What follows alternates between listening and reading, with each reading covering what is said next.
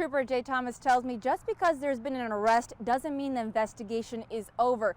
KSP pulled into the Callaway County Jail with Pascasio Pacheco Arellano just after 2:30 today. His charges include first-degree arson and 4 counts of murder. To get to the site, you have to drive about 10 to 15 minutes on a very bumpy, windy road. Then you're met by police lights that are blocking the area as crews work to recover the plane. The prosecution believes a big reason Griffith entered a guilty plea is because of the new charge of criminal solicitation. Again, that's where Griffith is accused of asking another inmate to shoot the lead detective on the case, Matt Carter, at his home. Around this corner is the intersection of Kentucky 80 and 641 heading into Murray. Right here, the speed limit will change back down to 55 because of the busy area. Volunteers who came on their own had it better than drivers last night. Strong winds led to snow drifts, which can stop your car and block your vision. By having a watchman live here, he can look out for middle school and elementary school students staying late at events or coming back from sports. The other reason, annexation. By law, someone who lives on property being annexed has a right to vote for it or against it. This repaired road and new drainage ditch is the result of answered concerns from supporters of LBL. Also, take a picture of damaged contents inside your home before and after you remove them. I'll be staying at the courthouse as ballots are counted, passing updates to you as I get them. Live in Marshall County, Juliana Valencia, WPSD Local 6. New this morning on Local 6 Saturday, we're only 2 days away from the first caucus of the 2016 presidential race, what the candidates are doing to attract voters and why some could be running into money troubles. Plus, an Alabama family says they're suing Disney World after an incident at the Animal Kingdom.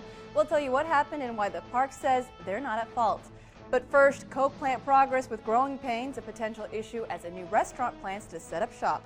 Yesterday, most of the focus was on the A and B routes, which include the interstate and parkways. Todd says overnight crews began working on the C routes, which include back and rural roads. That will continue to be their main focus today. Check out these pictures of snow drifts in Graves County, Kentucky. The drifts are several feet high, and because of the drifts, the Transportation Cabinet had to close some local highways. But those highways have reopened since. And it's not just roads the storm has had an effect on. Scary moment here at Chicago's O'Hare International Airport yesterday afternoon when a plane slid off the runway and into the grass. Thankfully, no one was hurt. Some of the passengers took these pictures. The airline used buses to bring the passengers and crew members to the gate.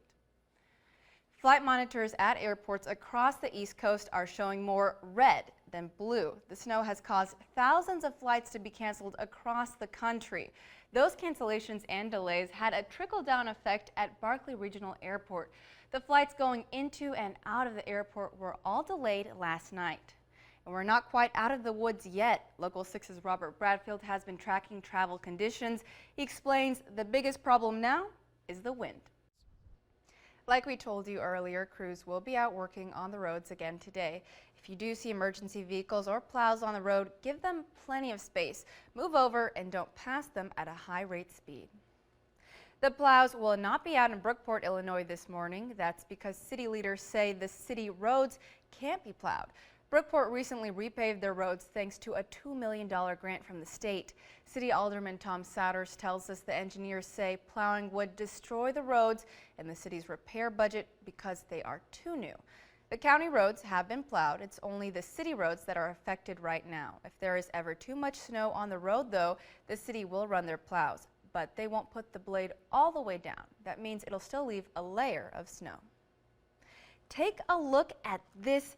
An out-of-this-world view of a winter storm. NASA took this picture. As you can see, hardly any land is visible, just a little bit of the oceans and the white of the storm. The effects of the storm have been felt all over the country. The snow and ice have made it difficult for drivers to get around. As the storm moved through Tennessee, driving conditions became more and more hazardous. This video is from Nashville. Several drivers needed help getting up this hill, including a Krispy Kreme truck. More than 150 crashes were reported between 5 and 9 a.m. yesterday morning. This is what the roads looked like in Lexington, Kentucky yesterday. This video was shot by WLEX. You can see there were some problem spots on Interstate 75 where this car flipped over on its side. And here's what it looked like in Louisville. The snowplows there were also hard at work as more snow continued to fall on the roadways. But the snow didn't stop these kids from having some fun. They spent their snow day sledding down hills. Even the dog got in on some of the fun. And the worst may still be yet to come for parts of the country. People in D.C. could see 2 feet or more of snow this weekend. Coming up in the next half hour, we'll have an in-depth look at how the winter weather is impacting those along the East Coast.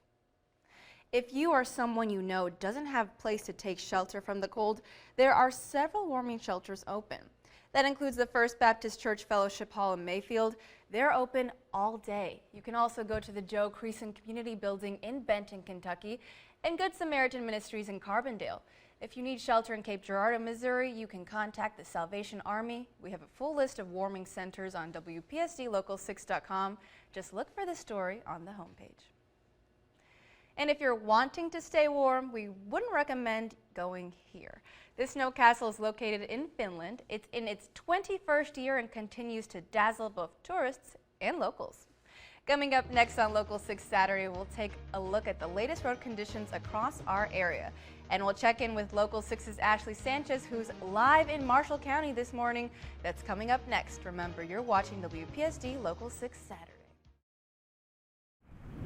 In a small Illinois county like Alexander, flood damage is a big concern to community members like Jennifer Cordy. It doesn't have the resources that other counties upstate would have. Her home was never damaged, protected by this man-made levee, but worries the cleanup costs of others won't be enough to qualify for FEMA aid. This county is sitting here with devastation, pure devastation, and no way to fix it, no way to rebuild the pieces. There's not a lot we can do. Alexander County Board Chair Chalon Tatum says there's a 3/4 of a mile tear in the Len Small levee that needs fixing before spring showers. We're on the disaster list, but the state said they have no money. Governor Bruce Rauner visited the county earlier this month. He says not having a state budget isn't the reason for not being able to help. We've never had very much in the way of specific funds to put for natural disasters. We've just never had as a state, with or without a budget. If the state doesn't add up $18 million in flood damage to qualify for federal funding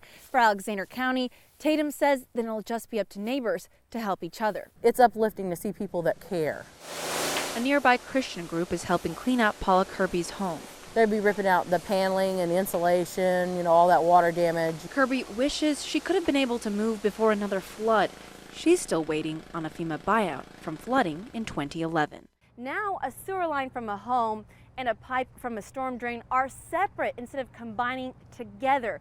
These changes go hand in hand with EPA requirements, a main reason for possible rate changes.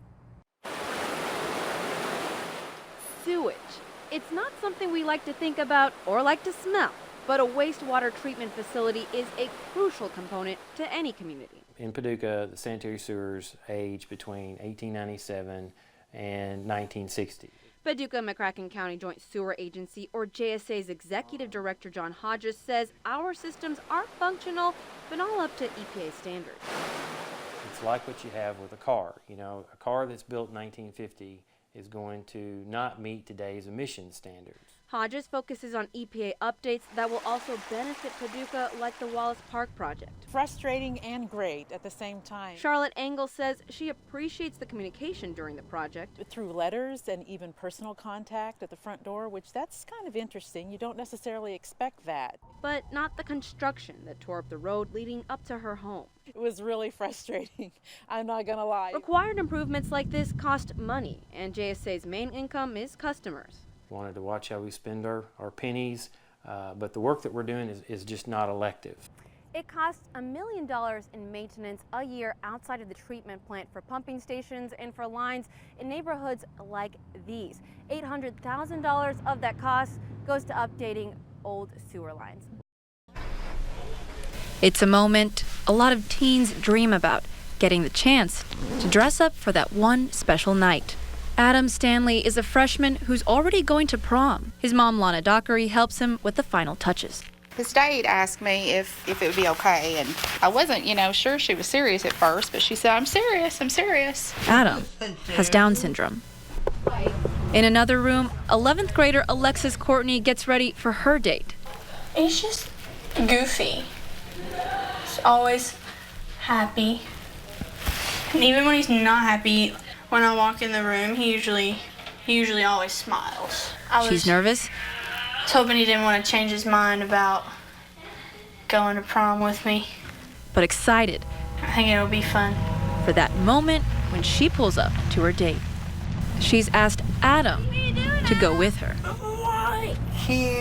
Alexis is in a peer tutoring program at school with him, and the two can't contain their excitement about going together, with Adam's mom being able to capture that memory